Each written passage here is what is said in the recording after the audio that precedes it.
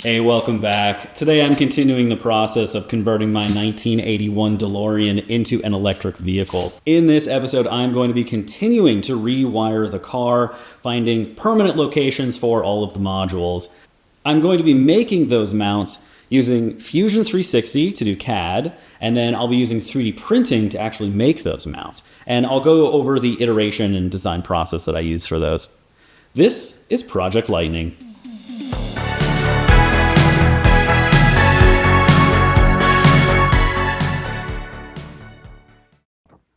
I want to show you where I'm planning to put some of these different modules and sensors and buttons and things.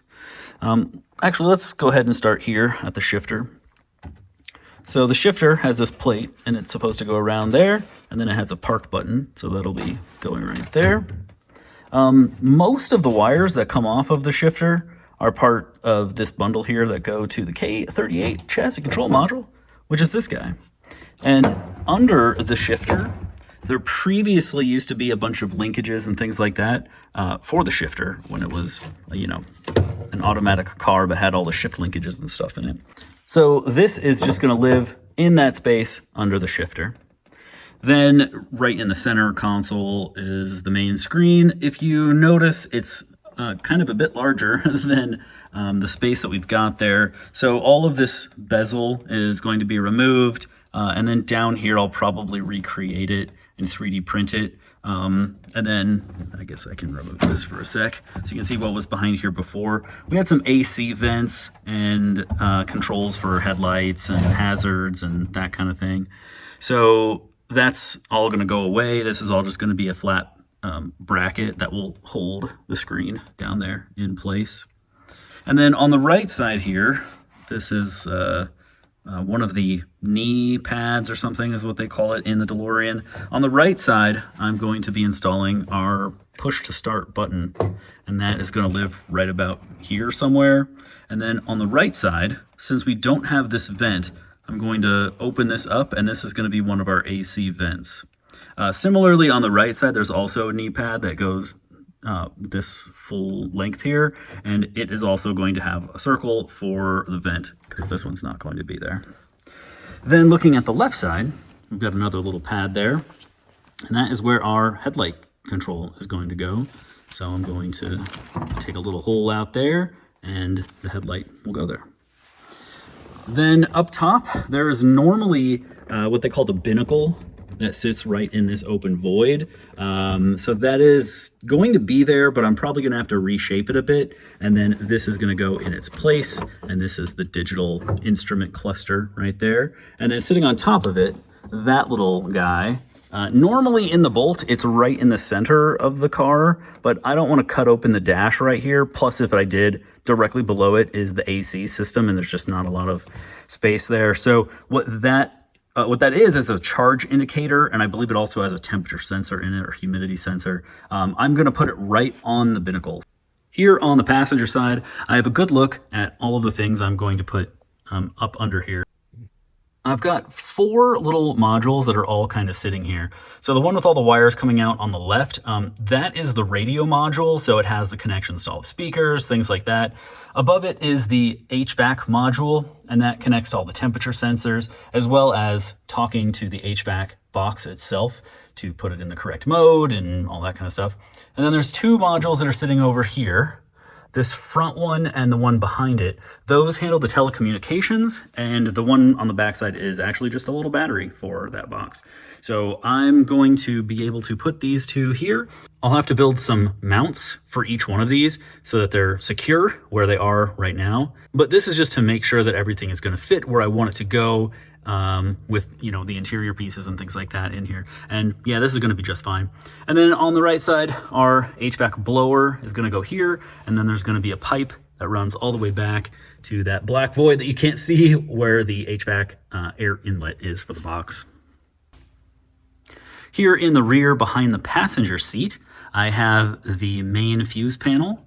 And I've already cut this box up so that this fits, and I've test fit it to make sure that the lid goes on there, and that's all great. I do need to do some plastic welding to actually make this mount and make it so I can secure the plastic fuse box to the metal bracket here. So I have a little bit of work there, but I know what I need to do. And then here behind the driver's seat is the bracket and mount plates and all of these modules that I had created in a previous episode. And then there's one additional module here, the inflatable restraint module. And that module is actually going to go away at some point, and it will be replaced with some kind of Arduino or microcontroller of some kind. I'm going to leave this back here and I will install it like that with the expectation that it gets replaced. But for now, that's where it will live. I was able to find some of the original brackets from the Bolt in my parts pile over there. So this is the little bracket that holds the body control module, and it gives me some screw holes that I can mount this to different places. So this is going to go somewhere in this area, and then this is a couple of modules actually. There's two different ones that are in this, and it's got a couple of screw holes onto it. And so this will also go somewhere in this area. I don't know exactly where that's going to go. So that's pretty much it. There's only about 10 modules that I need to worry about building mounts for and putting them where they need to go. So let's get to it.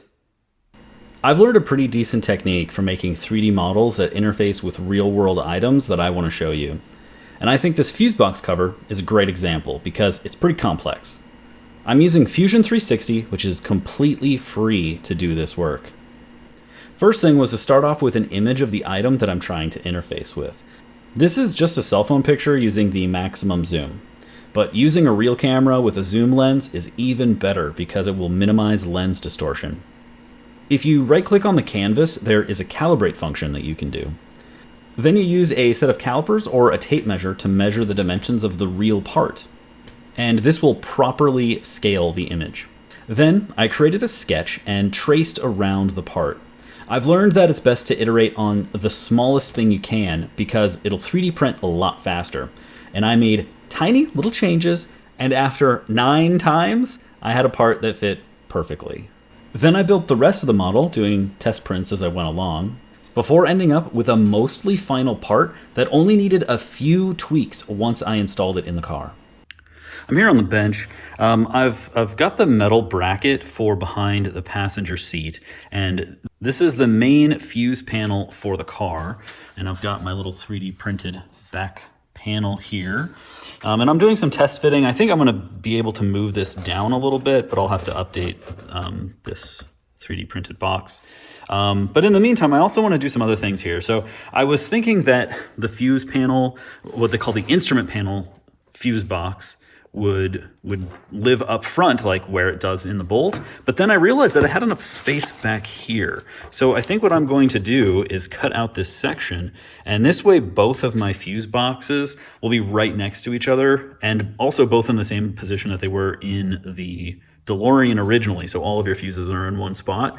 The only thing a bit of annoying is that there's a lot of wires that come off of this that I'll have to extend, but I can deal with that. That's not a big deal. So I'm going to modify this to cut this little section out and then bend it down so that I can put this here. And yeah, maybe I'll have to come up with some way to get that bolt hole to align with something, and then the same down here. I'll have to do something there. Currently there is that bolt hole to mount this whole bracket into the car, and so that's not going to align there, but you know, I'll figure something out, and I think that's going to work really well. The other thing that I need to do is replace this guy. So this is sort of like the actual main fuse panel that comes out of the Bolt, and this actually attaches straight to the battery, like the 12-volt battery, and then this is the fuses. They're all integrated in here. They are non-replaceable. This part itself is not fixable, and it's all busted up, which I don't think that happened in the accident. I think it was something else that was unrelated, broke it, but this is how it came to me. So it's all busted up, and I need to, well, I just don't like having a giant fuse just kind of like hanging out there. So I want to be able to replace that. And also this part itself, you can't find them. I tried to purchase them and I couldn't actually get one. So instead, I'm going to throw this away and replace it with this. So these are fuses. I believe they're called ANL fuses, and they make a mini size fuse. These guys are pretty pretty good size fuses. They're pretty big. They go up to 200 amps on these fuses, which is enough for my uses. There's a mini version of them, but it only goes up to like 80 amps, and so that's not nearly enough. The fuses in here I have sized already to be the same as the size of the fuses that are in here. So like one of these, this one here, goes straight to the DC to DC converter for charging the 12 volt battery pack, and it's almost 200 amps, I think.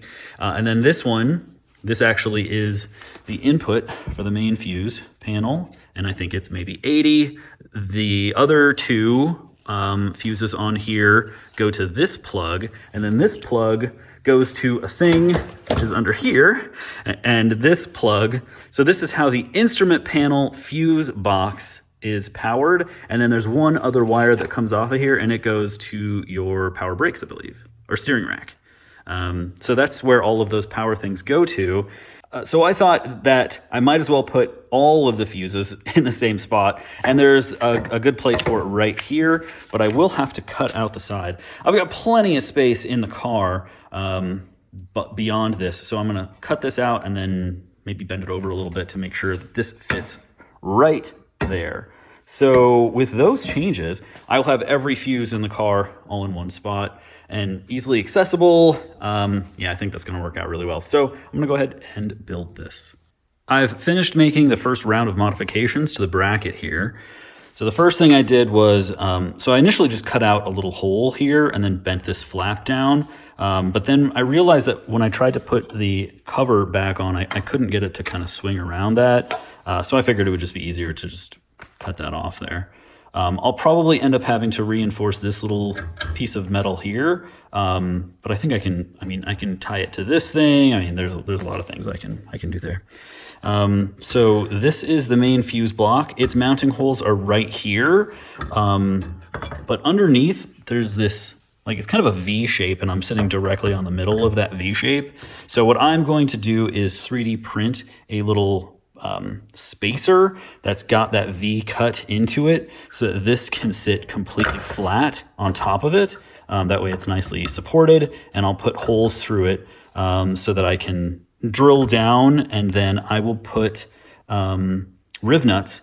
I think the way I'm going to do it here is that I'm going to come up and then I can screw down into those. We'll have to see. I think these are M5s. But yeah, I should be able to make that work right there, no problem. Then over to this, I've got it placed like pretty much right where I want it to. And so on the left side, that little wing bracket works fine. But on the right side, it's kind of sitting proud a little bit because, again, that V shape kind of hits here. So what I'll do is I will move this forward a little bit. I'll also make this slice move that way a little bit. And yeah, then remake these things so that it conforms to that V shape there, because it's also cutting under there. And then on the instrument panel fuse box, I've cut that out, and this is sitting pretty much level with how it should. It might go down a little bit further there, but that's looking great. It's very well placed. I'll have tons of room for running all the wires and everything like that. And then all I need to do is make a little bracket here so that the metal has a place for this screw to go. And then I'll have to do something similar on the back side. So I'll make like a little bracket that comes up here to hold this in place. And I think I'm gonna do both of those out of metal. I've got a lot of little scrap pieces like this, so I should be able to weld that up. And yeah, so that's coming together, and I'm gonna keep working on it. And I'll be back in just a few minutes. I've completed my next round of modifications. So here's what I've got. The first thing I'll do is I'll show you this piece. So this piece is just kind of an angled shim, and it's got holes through it. And I put holes in the correct spots here, and I put riv nuts or nut certs, whatever you want to call them, into those. These are M5.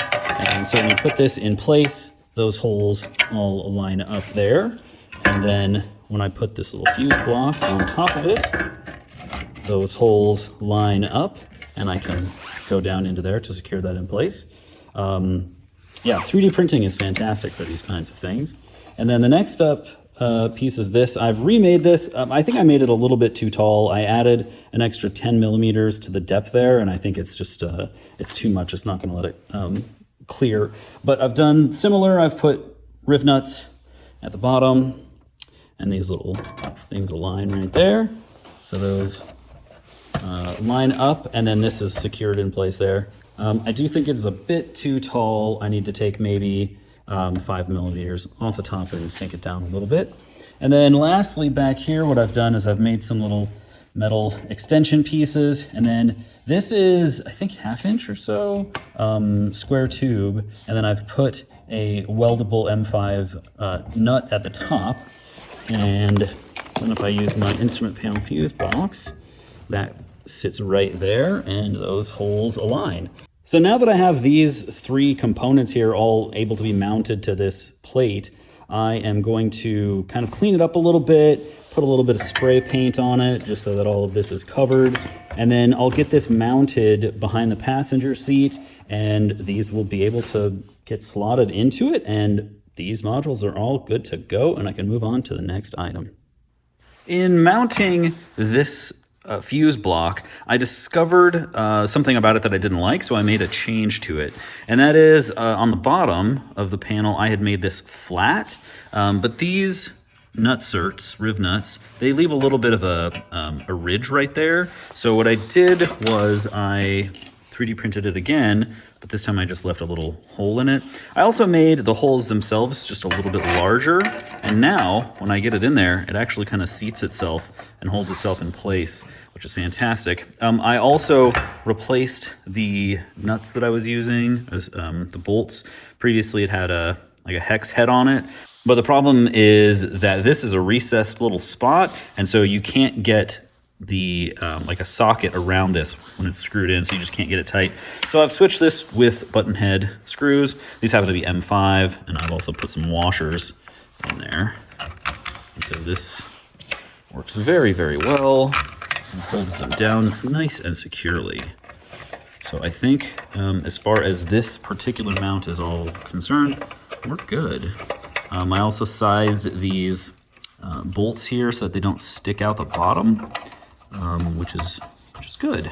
The other thing that I've done, I'll get that in a sec, is I had to find a new Allen key for these here, because one thing I noticed was if I try to use like one of these big T-handle screws, you can't actually get it over here. So with a small Allen key like this, I can open these up, and then the fuses will slot into there.